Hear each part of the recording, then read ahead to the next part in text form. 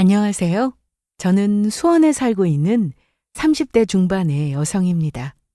오늘은 제가 이혼을 하게 된 이야기를 들려드리고 싶어서 사연을 보내봅니다. 지금은 이혼을 했지만 저의 전 남편은 결혼하기 전까지만 해도 저에게 참 잘하는 사람이었어요. 물론 본인 주관과 고집이 약간 있어서 소위 말하는 것처럼 착해 빠지고 순둥이 같은 성격은 아니었습니다. 하지만 여자친구인 저에게만큼은 무슨 일이든 그리고 이유가 뭐가 됐든 언제나 져주는 사람이었어요. 본인이 남자니까 먼저 양보하는 게 늘 맞다고 생각했고 저를 위해서라면 못할 일이 없다고 말하는 사람이었죠. 얼마나 다정하고 자상한 성격인지 비가 오면 우산을 씌워주러 저에게 달려오고 눈이 오면 춥다고 겉옷을 챙겨오는 사람이었어요. 수진아, 춥지? 벌벌 떨고 있네. 내 잠바 무릎에 덮어. 오빠는 안 추워? 내가 이 옷 입는다 그럼? 난 괜찮아. 그리고 그 옷 주머니 한번 봐봐. 주머니에 뭐 있는데? 핫팩이네? 본인은 그렇게 더위를 타면서 추위를 많이 타는 저를 위해서 두꺼운 잠바를 가지고 다녔고요. 그것도 모자라서 양쪽 주머니에는 항상 핫팩까지 넣어 다니고는 했습니다. 오빠, 오늘 뭐 먹고 싶은데? 아침에는 뭐 먹었어? 아침에는 제육덮밥 먹었었는데 아무거나 자기 먹고 싶은 거 먹으러 가자. 제육 먹고 싶으면 또 먹어도 되고. 아니, 그래도 맨날 내가 먹고 싶은 것만 먹으러 갔잖아. 너가 먹고 싶은 게 내가 먹고 싶은 거야. 난 어차피 아무거나 다 잘 먹잖아. 음식점에 가거나 카페를 갈 때도 메뉴 선택은 제 몫이었어요. 친구네 커플들을 보면 말로 다 나열하기도 힘들 정말 사소한 것 하나하나로도 싸우더라고요. 예를 들면 데이트할 때 매번 상대방이 먹고 싶은 것 위주로만 먹는다든지 나는 다이어트를 하고 있는데 자꾸 뷔페를 가자고 한다든지 하는 것들이요. 저희는 적어도 그런 문제로 싸울 일은 없었습니다. 그때는 남편이 정말 하나부터 열까지 다 저에게 맞춰주고 있었거든요. 제가 저에게 무조건 맞추라고 한 것도 아니었어요. 그냥 본인이 제가 좋아하는 걸 하는 게 마음이 편하다고 하더라고요. 이 정도로 저를 아끼고 좋아하고 배려를 해주는데 당연히 저도 그 사람에게 잘해주려고 최선을 다했고요. 저희는 연애를 하는 내내 다툼이 뭔지도 모를 만큼 사이좋은 커플이었습니다. 그리고 횟수가 지날수록 이런 사람이라면 내 인생을 믿고 맡겨도 되겠다 싶은 생각이 들더라고요. 제가 그 사람과 결혼을 하기로 마음먹었던 건 그때쯤이었고요. 결혼을 하고 나서도 저희의 관계는 크게 달라진 것은 없었습니다. 각자 30년 넘게 자신의 삶을 살아왔던 두 사람이 살림을 합쳤으니 당연히 생활면에서는 많은 부분이 달라졌죠. 서로 다른 생활 패턴에 적응하거나 조율해야 할 것도 많았고요. 가령 남편은 소파 위에 누워서 TV를 보며 과자 먹는 걸 좋아했는데 저는 그 부분을 질색했습니다. 그리고 저는 밖에 나갔다 온 외출복을 입은 상태로 침대에 눕는 걸 너무 싫어했는데 남편은 어디든 바로 푹신한 곳에 눕는 걸 원하더라고요. 결국 저희는 남편이 소파 위에 누워서 과자를 먹는 대신 먹고 날 때마다 부스러기를 하나도 남김없이 터는 걸로 조율했어요. 외출복을 입은 상태로는 소파 위에만 눕든지 아니면 침대 위에 커다란 담요를 깔고 그 위에 눕는 걸로 합의를 봤고요. 와, 돌아서면 머리카락이 쌓이네. 우리 와이프 이러고도 대머리가 안 된 게 신기할 정도인데.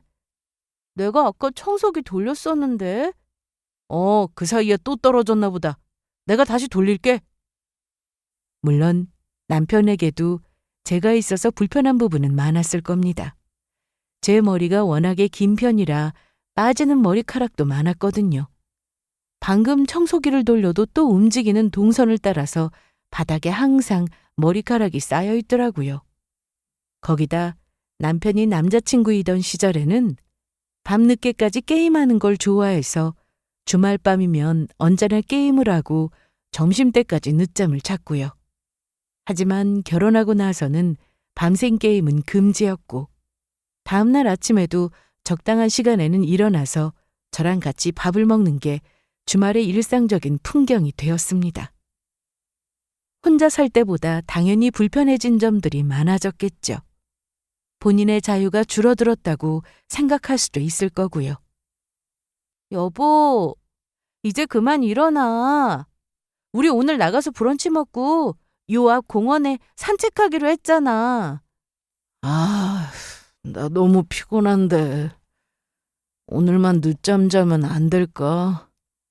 저번 주에도 피곤하다고 해서 안 갔잖아. 진짜 미안. 알았어. 그럼 공원은 이따 오후에는 꼭 가는 거다. 알았어.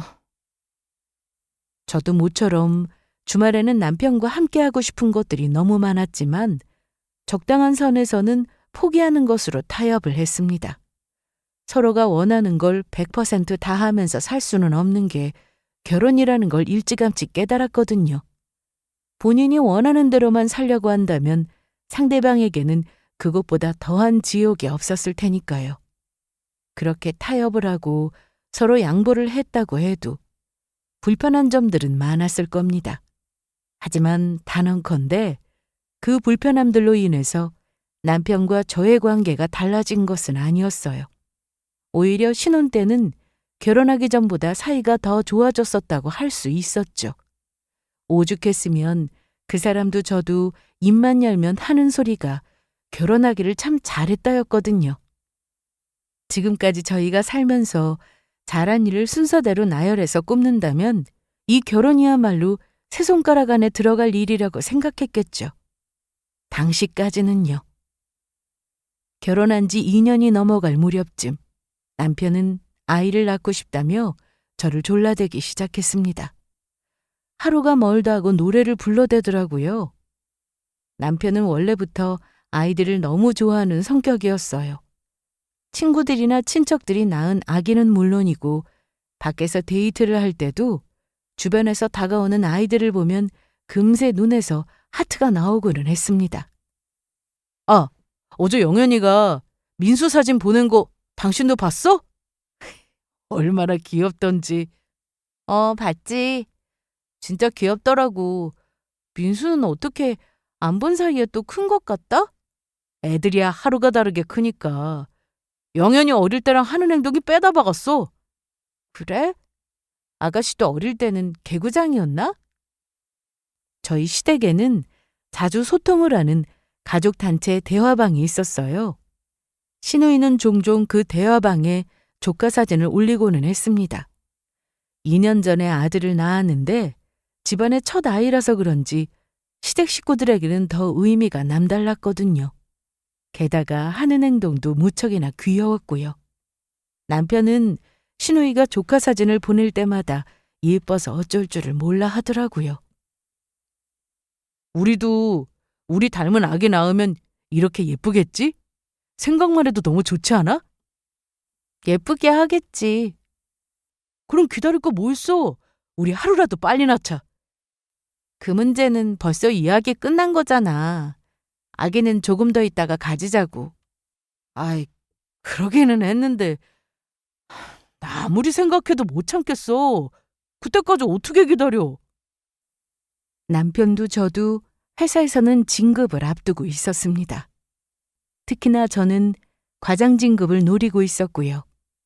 남자들이야 결혼과 출산 여부가 회사에서의 입지에 아무런 타격이 아니었겠죠.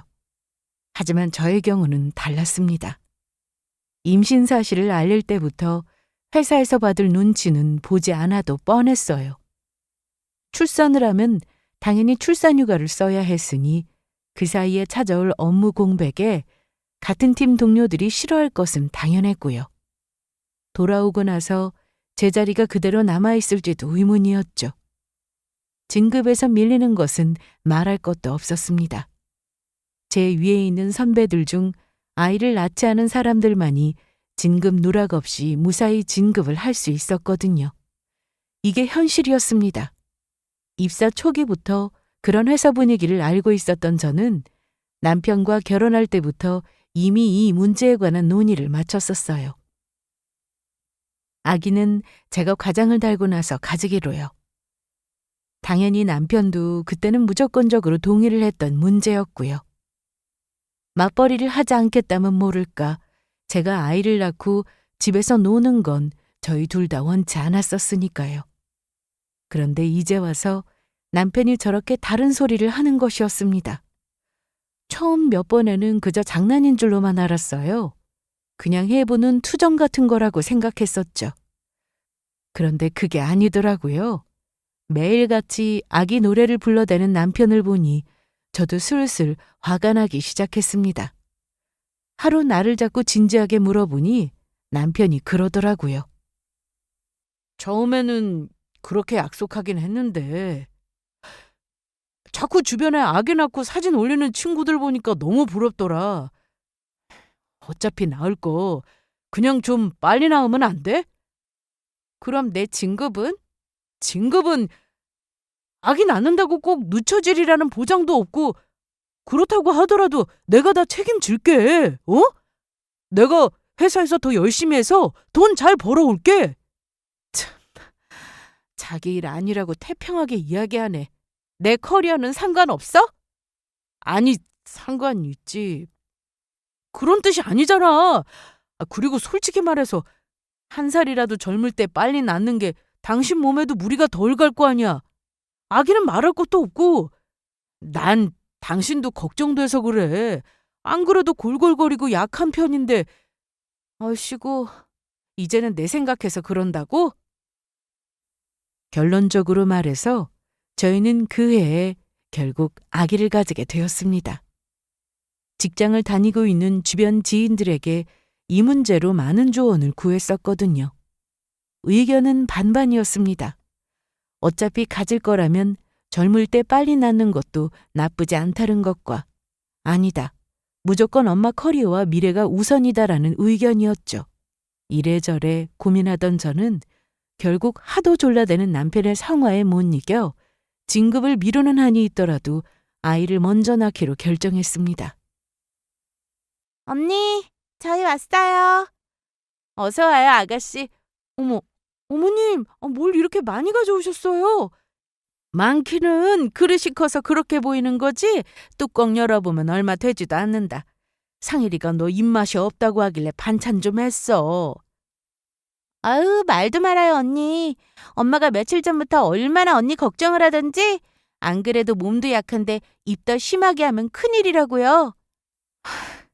안 그러셔도 되는데 너무 감사해요, 어머님. 다른 건 다 맞춰도 맞출 수가 없는 게 시댁 문제라던데. 저는 그런 점에서도 참 운이 좋은 편이었습니다. 시댁 식구들 전부 다 너무 좋은 분들이셨거든요. 결혼을 한다고 인사를 갔던 그 시점부터 시어머니는 친딸처럼 저를 따뜻하게 대해주셨어요. 시집살이 같은 건 꿈에도 없을 일이었죠. 저는 친정이 멀리 전라도에 있었거든요. 임신을 하니까 제일 그리운 게 집밥이었는데 오랜 시간 차를 타고 갈 수도 없었죠. 아쉬운 대로 친정엄마가 반찬을 택배로 보내주시기는 했지만 오래 두고 먹을 수 있는 반찬이 전부였고요. 대신에 저에게는 친정엄마 같은 저희 시어머니가 있었습니다. 주말마다 이렇게 반찬도 만들어주시고 제가 좋아하는 과일이며 간식거리까지 매번 사오시고는 했어요. 나중에는 너무 죄송해서 그냥 사 먹어도 된다고 말씀드렸지만 이까짓 게 무슨 수고냐며 괜찮다고 하시더라고요. 사람 좋기는 시누이도 마찬가지였습니다. 남편과는 5살 차이, 저와는 4살 차이였던 시누이는 마치 제 친여동생처럼 저를 잘 따랐어요. 어떨 때는 저희 남편보다도 저와 나누는 이야기가 더 많을 정도였습니다. 임신하기 전에는 둘이 입맛이 비슷해서 맛있는 걸 먹으러 잘 놀러 다니기도 했고요. 같이 영화도 보고 고민 상담도 하고 시누이는 저에게 단짝 친구이자 여동생 같은 존재였습니다. 너무나도 다행스럽고 고마운 일이었죠. 남편과의 사이에도 전혀 문제가 없고 시댁 식구들과도 잘 지내니 저의 결혼 생활은 평온하기만 했습니다. 그리고 지금의 이 평화가 앞으로도 언제까지나 영원할 줄 알았고요. 거기다 그토록 바라던 아기가 태어나고 나면 이 행복은 2배가 될 거라고 생각했죠. 저희 가족 셋이서 절대로 무너지지 않을 단단한 탑을 쌓아 올리게 될 거라고 믿었고요. 하지만 제 앞에 펼쳐진 미래는 저의 소망과는 정반대로 흘러가고 있었습니다. 아기를 낳고 나서부터 남편은 점차 달라지기 시작했거든요. 저는 입덧을 거의 만삭이 되었을 무렵까지 해야 했습니다. 앞서 말씀드렸던 것처럼 몸도 그다지 튼튼한 편이 아니었고요. 그렇지 않아도 바닥이 난 체력에 입덧으로 제대로 먹지도 못하고 나니 그야말로 사람이 힘들어서 죽는다는 말이 어떤 의미인지를 알겠더라고요. 아기는 너무 소중했지만 아기를 낳기 직전에는 하루라도 빨리 나왔으면 좋겠다라는 생각뿐이었습니다. 누구는 아기가 뱃속에 있을 때가 그나마 제일 편할 때라는데 저는 뱃속에 품고 있는 게 체력적으로 너무 힘들었었거든요. 소미야, 잠 좀 자자. 맘마도 기저귀도 갈아줬는데 왜 이렇게 우니? 소미, 아직도 안 자? 오늘따라 왜 이렇게 심하게 울지? 잠을 연달아 10분을 안 자. 하지만 사람들 말이 맞더라고요. 아기가 태어나고 나서도 힘든 것은 마찬가지였습니다. 그 고생을 해가며 힘들게 낳은 딸아이는 눈에 넣어도 아프지 않을 정도로 사랑스러웠어요. 하지만 그 귀여운 생명체를 키운다는 건 전혀 다른 문제더라고요. 누구는 바닥에 머리만 대면 잔다는데 우리 집 아이는 왜 이렇게 잘 생각을 안 하는지. 사람에게 하는 고문 중에 잠 안 재우는 고문이 제일 악독하다고 하더니 저는 그걸 온몸으로 직접 체험하고 있었습니다. 말 그대로 제대로 잠을 자는 날이 하루도 없으니까 사람이 정말 미치겠더라고요. 그 와중에 남편은 출근을 해야 하니 퇴근 후에 잠깐 아이를 봐주다가 새벽에 자기 바빴고요. 여보, 소미 울잖아. 좀 가봐. 이번에는 당신이 가보면 안 돼. 난 너무 피곤한데. 그나마도 새벽에 몇 번 정도는 교대를 해주겠다고 약속을 했었지만 소용이 없었습니다. 제가 아무리 흔들어 깨워도 일어나지 않는 남편은 어떻게 할 수가 없더라고요. 결국 출근을 안 한다는 이유로 새벽에도 정말 수십 번씩 일어나 아기를 돌보는 건 온전히 제 몫이었습니다. 그래도 그러려니 했어요. 나가서 일도 해야 하는 사람이니 얼마나 피곤할까 싶은 마음에요. 남편도 속으로는 저에게 미안해하고 있을 거고 그럼에도 불구하고 너무 힘들고 졸려서 정말 어쩔 수 없는 일일 거라고요. 하지만 저의 그런 배려는 저 혼자만의 착각이었습니다. 여보, 소미 좀 봐줘. 나 회사에서 급하게 회의 좀 하자고 해서. 알았어. 비록 출산휴가를 낸 상태였지만 가끔씩 회사에서 오는 업무 연락을 받아야 할 때가 있었거든요. 장기 프로젝트 같은 것들은 제 임신 날짜에 맞춰서 딱 떨어지게 끝나는 게 아니었으니까요. 그래서 저는 회사에서 연락이 올 때면 종종 작은 방에 들어가서 노트북을 켜고 화상으로 회의를 하기도 했습니다. 그때마다 남편에게 애를 봐달라고 맡겼고요. 그렇게 회의를 하고 있는데 밖에서 애 우는 소리가 너무 심하더라고요. 도대체 무슨 일인가 싶어서 저는 양해를 구하고 잠시 거실로 나갔습니다. 그랬더니 글쎄 남편이 게임을 한다고 정신이 팔려서 딸아이가 울든지 말든지 방치를 하고 있던 것이었어요. 지금 뭐 하는 거야? 소미 좀 봐달라고 했잖아. 지금까지 계속 보고 있었어. 근데 당신 아니면 애가 계속 우는데 어떡해. 뭔 소리야. 울면 애를 좀 안아주든가 업어주든가 그것도 아니면 기저귀라도 체크해보든가 해야 할 거 아니야. 게임하고 있으면서 그런 소리가 나와? 아이, 난 솜이 울면 뭘 해야 할지 하나도 모르겠어. 당신이 좀 봐줘. 회의 아직도 멀었어? 진짜 사람이 팔짝 뛰고 환장하겠더라고요. 남편은 아이를 제대로 돌보지도 못했고 그럴 생각도 없었습니다. 밖에서 일하니까라는 핑계로 한번 배려를 해주었더니 그게 점점 당연한 것이 되어버리더라고요. 저도 엄마가 처음이었는데 남편은 아빠가 처음이라는 이유로 아무것도 할 생각이 없었습니다. 그렇다고 아이는 계속 울고 있는데 잘할 의지도 없는 남편을 쥐잡듯이 잡아가며 가르칠 시간도 없었고요. 결국 소미를 케어하는 것은 전부 다 제 일이 되어버렸습니다.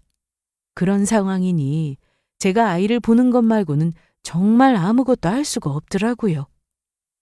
그런데 남편은 그런 저에게 불만이 많았나 봅니다. 밖에 나갈 건데 설마 그러고 나갈 거야? 그러고가 어떤 건데? 아니, 옷이라도 좀 예쁜 거 입고 화장도 좀 해. 머리는 또 그게 뭐야? 잠도 제대로 못 자는데 내가 지금 화장할 시간이 어디 있어. 그리고 어디 약속 나가는 것도 아니고 겨우 집안 마트 나가는데 나더러 화장까지 하라고? 회사 동기 와이프들 보니까 애 낳고도 잘만 꾸미고 다니더라. 솔직히 당신 그거 핑계야. 자기 관리 못하는 거라고. 자기 관리? 그럼 관리할 시간이라도 벌어보게. 당신이 소미 좀 보고 있든가. 옷 사고 머리하고 올 테니까 오늘 당신이 혼자 소미 보고 있어. 아니, 뭘 또 애까지 떼가면서 그렇게까지 해. 말이 그렇다는 거지. 그렇다고 혼자서 아이를 좀 보고 있으라고 하면 꽁지를 내리고 바로 발을 빼는데 그냥 헛웃음만 흘러나왔습니다. 불만은 저렇게 많으면서 본인이 뭔가를 할 생각은 전혀 하지 않더라고요. 정말 내가 결혼하기로 했던 그 사람이 맞는지 의심스러울 지경이었습니다. 소미를 낳기 전까지만 해도 그렇게 배려가 넘치고 저를 위해주던 사람이 어떻게 이렇게 한순간에 달라질 수가 있는 건지 이해가 되지를 않더라고요. 신생아 시기는 누구나 힘드니까 시간이 지나면 좀 나아질까 하는 기대도 품은 적이 있었습니다. 남편의 태도도 저와의 관계도요. 하지만 그것도 제 착각이었어요. 남편은 여전히 아이를 돌보지 않았고 단순히 제가 집에 있다는 이유로 집안일도 뒷전이었거든요. 어려서는 애 보는 게 서툴러서 그랬다 치더라도 이제 엄마 아빠 손을 덜 타는 나이가 되었음에도 마찬가지였죠. 하는 일이라고는 온통 불평불만에 저를 향한 지적질에 짜증을 내는 것뿐이더라고요. 그렇게 시간만 흘러갔습니다. 출산휴가가 끝나고 저는 다시 회사에 복귀했어요. 소미는 어린이집에 맡기고 도와주시는 이모님이 퇴근할 때까지 아이를 봐주셨고요. 급한 일이 생길 때는 아주 가끔씩 시어머니나 시누이의 도움을 받기도 했습니다. 같은 집에 사는 남편보다 다른 곳에 사는 시댁 식구들이 오히려 더 소미를 잘 챙기는 형편이었습니다. 그리고 문득 남편의 행동이 수상쩍어진 것도 그 즈음이었습니다. 혹시 여기 놔뒀던 내 핸드폰 못 봤어? 당신 핸드폰? 내가 충전기 꽂아두느라고 안방에 놔뒀어. 뭐야, 내 폰에 왜 마음대로 손을 대? 아니, 배터리 없다고 자꾸 옆에서 삑삑거리길래 충전기 꽂은 거지. 왜 이렇게 화를 내? 그게 화낼 일이야? 없어진 줄 알고 놀라서 한참 찾았잖아. 짜증나서 그러지. 다음부터는 허락 없이 손대지 마. 안 그러던 사람이 자꾸만 핸드폰을 분신처럼 들고 다니고 제가 본인 폰을 만지기라도 하면 미친 듯이 화를 내더라고요. 일단 제 앞에서 본인 폰을 잘 꺼내두지를 않았고요. 심지어 샤워한다고 화장실을 갈 때까지도 핸드폰을 들고 들어가는 거 있죠? 수상한 행동은 거기서 끝이 아니었어요. 야근에 회식이라며 매일같이 늦는 것은 일상이었습니다. 갑작스런 출장은 또 왜 그렇게 많아진 건지 연애 기간과 결혼 기간을 모두 합쳐서 남편이 이렇게까지 바쁜 모습을 보는 게 처음일 지경이었어요. 이건 뭐야? 못 보던 옷인데 새로 산 거야? 몇 벌 샀어, 세일하길래. 내가 옷 좀 사라고 해도 생전 관심도 없던 사람이 무슨 바람이 불어서 혼자 옷을 다 샀대? 회사에서 뭐라고 하더라고. 미팅도 많은데 옷 좀 바꿔 입으라고. 남편은 본인을 꾸미는 일에는 거의 관심이 없던 사람이었습니다. 취향이랄 것도 없었어요. 남편이 입을 옷을 사다 주는 건 거의 제가 하는 일이었거든요. 지금까지는 쇼핑을 하러 가서도 귀찮고 모르겠다며 저더러 알아서 사달라고 하는 게 대부분이었죠. 본인 옷 사이즈가 어떤 게 맞는지, 본인한테 잘 맞는 컬러가 뭔지도 모르는 사람이었어요. 그런데 하루가 멀다 하고 옷을 사재 끼고 있더라고요. 핑계도 다양했습니다. 세일을 하더라, 회사에서 시키더라, 친구들이 뭐라고 하더라 등등. 카드값에 찍히는 쇼핑액이 저보다도 훨씬 더 많을 지경이었습니다. 그때쯤 저는 슬슬 이상하다는 생각이 들기 시작했었죠. 여자의 직감이라고 할까요? 그 직감에 쐐기를 박은 것은 저에 대한 남편의 태도였습니다. 아기를 낳고 나서부터 저한테 좀 꾸미고 다니라며 그렇게 지적질을 해대더니 어느 순간인가부터는 그런 소리가 쏙 들어가 버렸거든요. 물론 저도 출산휴가가 끝나고 회사를 나가고 있었으니 예전처럼 마냥 화장도 안 하고 꾸미지도 않고 사는 것은 아니었습니다. 하지만 주말에는 여전히 소미를 보는 일이 바빠서 남의 결혼식 정도가 아니고서는 생전 꾸미고 나가지를 않았거든요. 그런데도 아무 소리 하지를 않더라고요. 정말 단 한 번을요. 머리를 안 감고 세수를 안 하고 나가도 상관이 없었습니다. 오히려 남편은 시간이 갈수록 저에게 점점 더 다정해졌어요. 마치 소미를 낳기 전에 우리가 한참 좋았던 그때처럼요. 저의 의심은 점점 짙어져 갔습니다. 그러던 어느 날 한 드라마를 보니 딱 알겠더라고요. 그 드라마 속에서 바람을 피우고 있던 남자 주인공은 저희 남편과 판박이 같은 행동을 하고 있었습니다. 정말 상상하고 싶지도 않았지만 남편의 반복되는 수상쩍은 행동들은 모든 것이 딱 한 가지를 가리키고 있었어요. 그건 바람이었죠. 일단 거기까지 생각하고 나니 더 이상은 멈출 수가 없더라고요. 아니라면 아니라는 증거라도 찾고 싶었습니다. 그렇지 않고서는 도저히 제정신으로 살 수가 없을 것 같더라고요. 하지만 증거를 찾는다는 건 생각처럼 쉬운 일이 아니었습니다. 남편 몰래 방을 뒤져봐도 카드 내역을 죄다 털어봐도 도무지 이상한 점을 발견할 수가 없더라고요. 남편 차의 내비를 몰래 확인해봐도 수상쩍어 보이는 동선 같은 건 전혀 없었고요. 작정하고 털면 증거 따위는 금방 나왔다는 건 드라마 속에서나 가능한 일 같았습니다. 일단 저도 회사를 나가고 있는 데다 평소에는 딸아이까지 도맡아 돌봐야 했으니 마냥 시간적인 여유가 많은 것도 아니었고요. 한정된 시간 내에 한정된 동선 안에서 찾으려고 하니 쉽지가 않더라고요. 남편의 바람은 심증만 있었습니다. 하지만 시간이 지나면 지날수록 저는 100% 확신했어요. 남편에게 다른 여자가 있는 게 분명했습니다. 그게 일회성이든 아니든 혹은 한 명이든 여러 명이든 무조건 있는 게 틀림없었어요. 와, 정말 병이라도 걸릴 것 같더라고요. 매일같이 사랑한다고 말하며 출근하는 남편의 뒷모습을 보면서 오늘은 누구를 만날까 상상하는 건 사람이 할 짓이 아니었습니다. 어느 날 결국 참다 못한 저는 또 못 보던 옷을 사입고 들어오는 남편을 향해 반쯤 충동적으로 물었습니다. 너 여자 있니? 무슨 소리야? 만나는 여자 있지? 언제부터야? 미쳤어?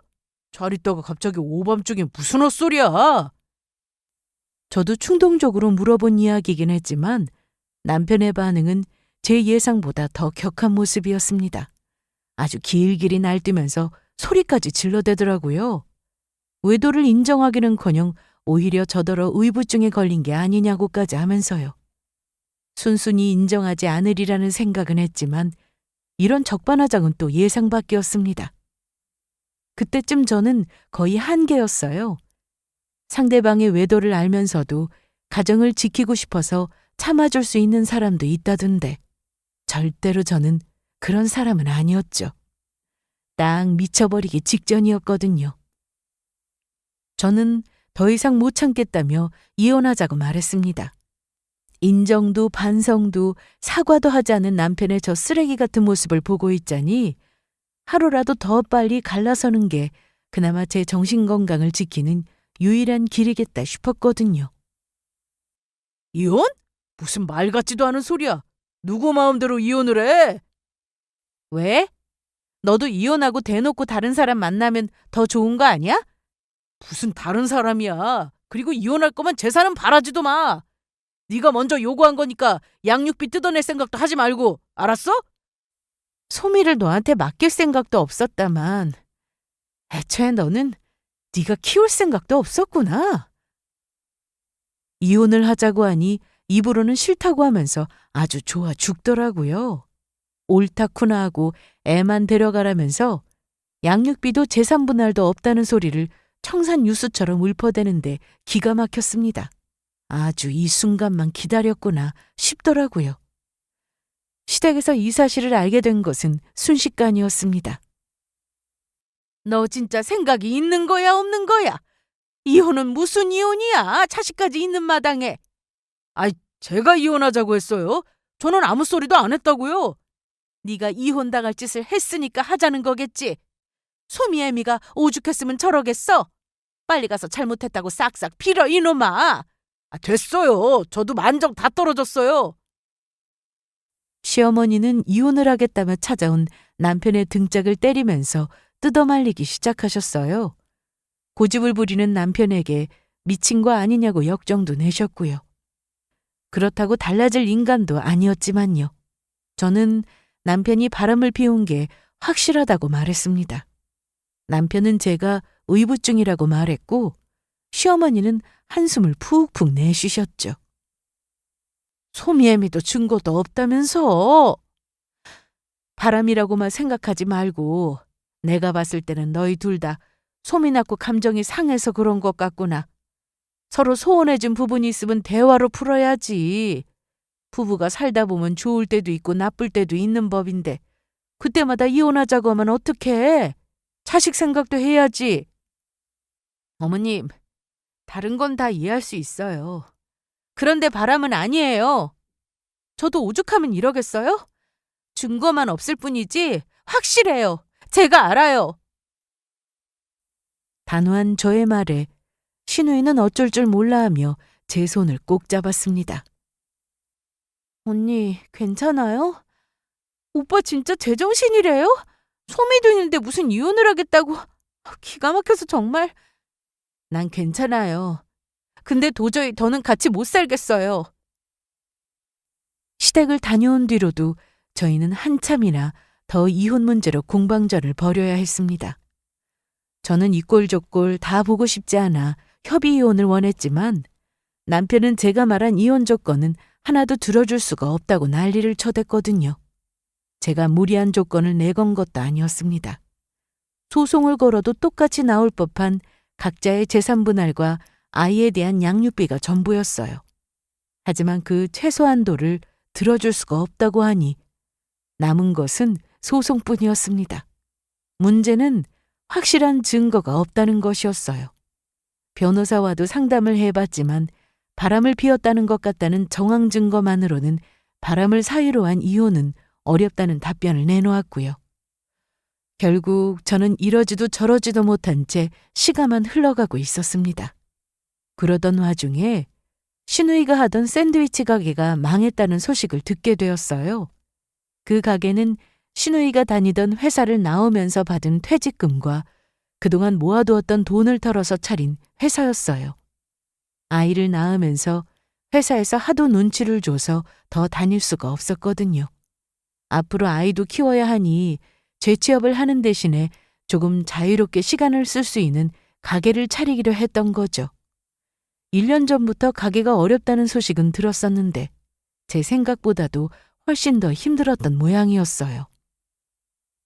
어머님께 들었는데 가게 문 아예 닫았다면서요? 아, 참, 이야기하지 말라니까 엄마는 그새 언니한테 전화를 했대요? 안 그래도 언니 머리 복잡할 텐데. 아가씨, 이제 어떡하려고요? 그러게요. 일단은 지금 사는 집 정리하고 빚부터 갚아야 할 것 같아요. 나머지는 차차 생각해 보려고요. 그렇지 않아도 시누이 내는 시매부까지 지금 일을 쉬고 있는 상황이었습니다. 시매부는 원래 택배 배달을 하고 있었는데 교통사고가 나서 목을 다치는 바람에 병원에 오래 입원을 해야 했었거든요. 퇴원한 지도 얼마 되지 않았고 바로 일을 시작하는 것도 무리라 최근에는 시누이 혼자서 벌어서 조카를 키우고 있는 상황이었습니다. 가게를 하면서 막판에 생긴 빚 때문에 전셋집까지 정리해야 한다니 대충 들어봐도 이만저만 심각한 상황이 아니었죠. 누구한테라도 하소연하며 털어놓고 싶었을 텐데 그 와중에도 본인 오빠 때문에 속상한 저를 배려해서 힘든 이야기는 참고 있었다니 그 생각을 하면 마음이 아팠습니다.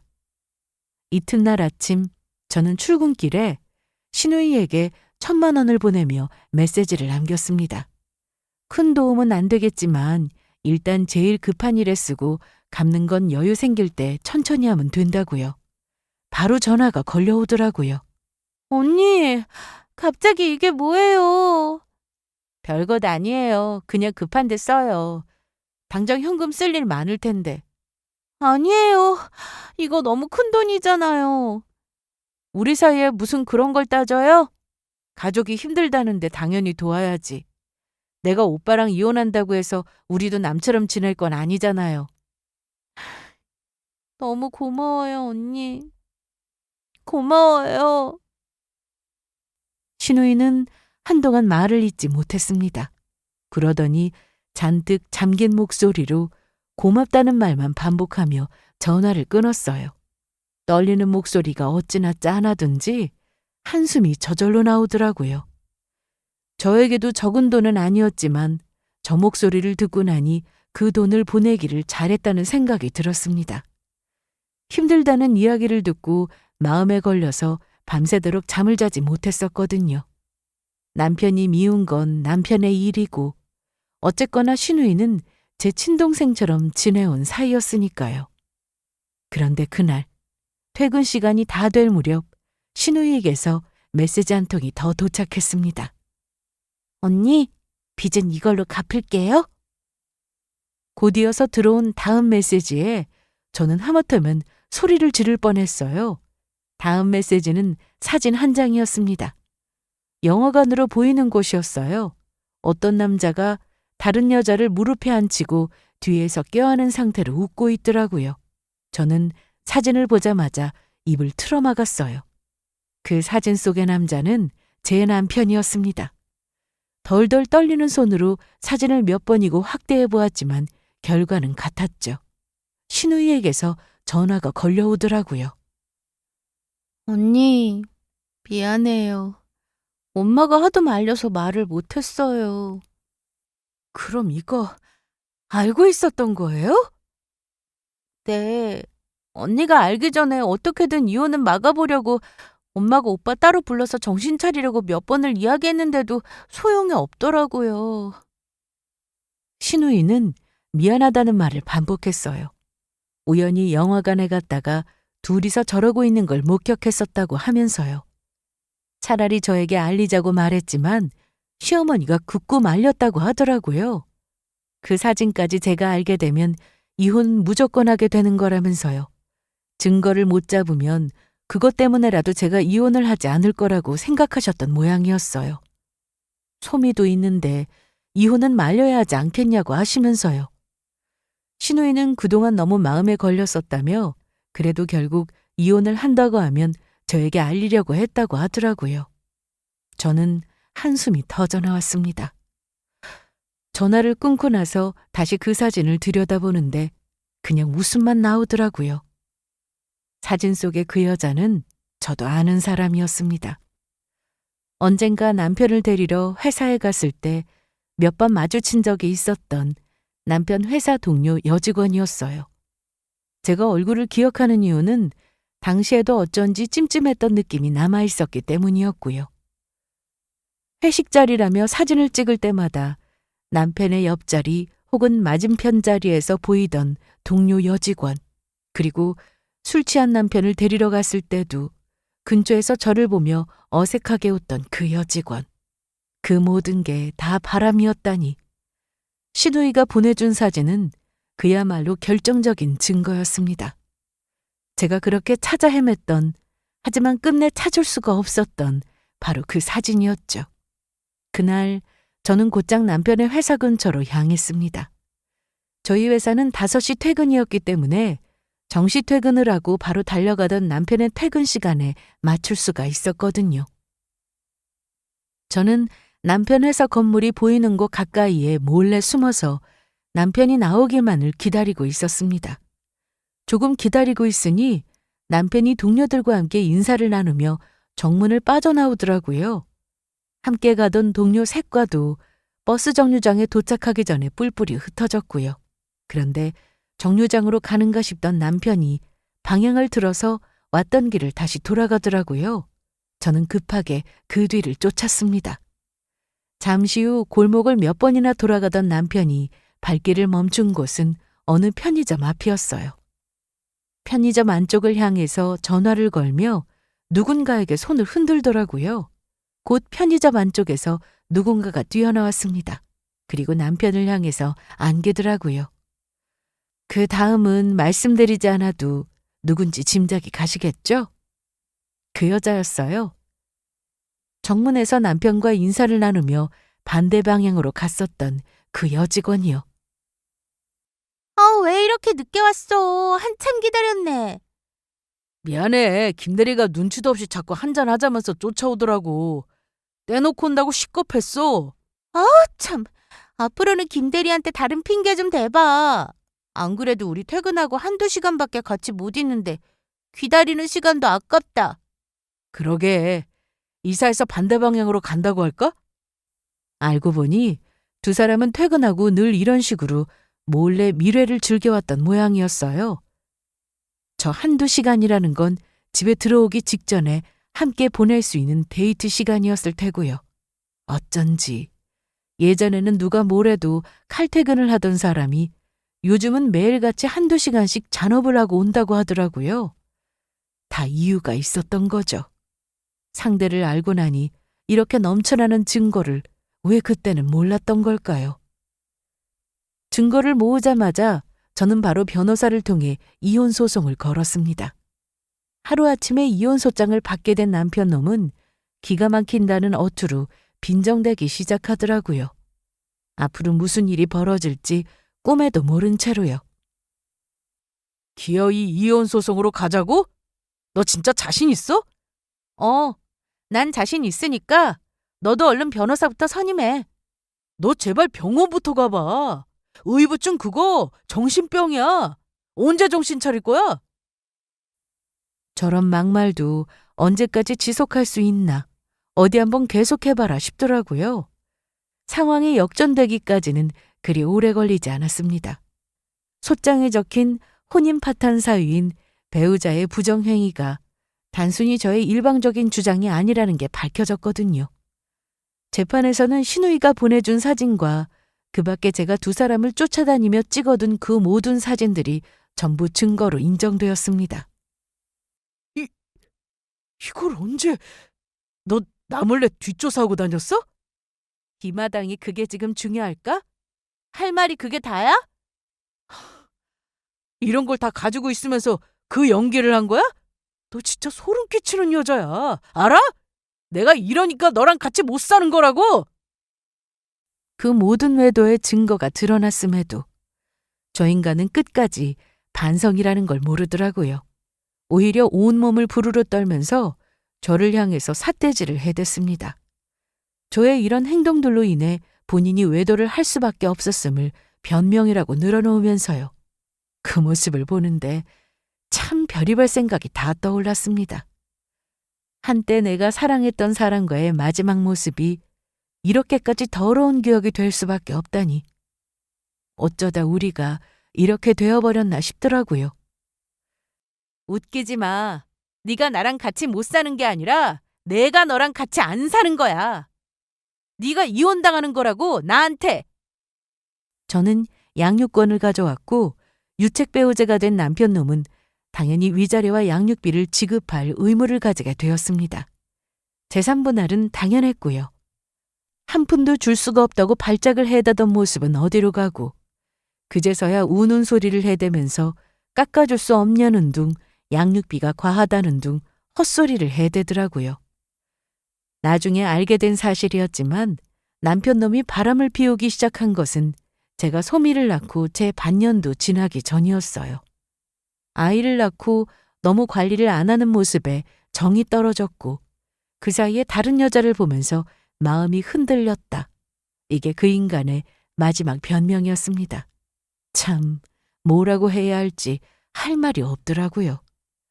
그냥 뭐라고 할 가치도 없다 싶었습니다.